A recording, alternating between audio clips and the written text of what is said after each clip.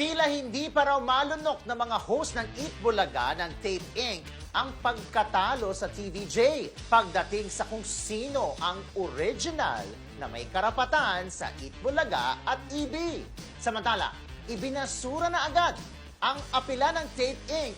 para hilingin na sa kanila pa rin ang trademark. May chika si Ray Pumaloy.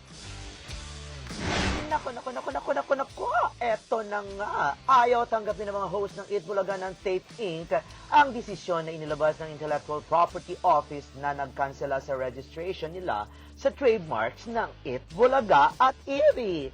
Say kasi ni Paolo Contis kahapon sa gitna ng kanilang live broadcast, mahaba pa raw ang laban at wala pang final kung pagbabasihan ang legalidad. Sa kabila nito, kalmado naman ang naging pahayag ng panig ni na Tito Vic and Joey na nananawagan sa Tape Inc. na irespeto ang desisyon. Una nang sinabi ni Bossing Vic Soto na magagamit na nila ang Eat Bulaga sa programang EAT kapag hindi na ito ginagamit ng mga nag-aangkin. Hindi naman daw natatakot sina Tito Sen kapag umapela ang tape at nanindigan sila na sa kanilang orihinal na Eat Bulaga. Matatandang umalis ng tatlot ang mga solid Dabber Cats host sa programa noong May 31 matapos na hindi magkasundo ang mga may-ari ng Tape Inc. at TVJ.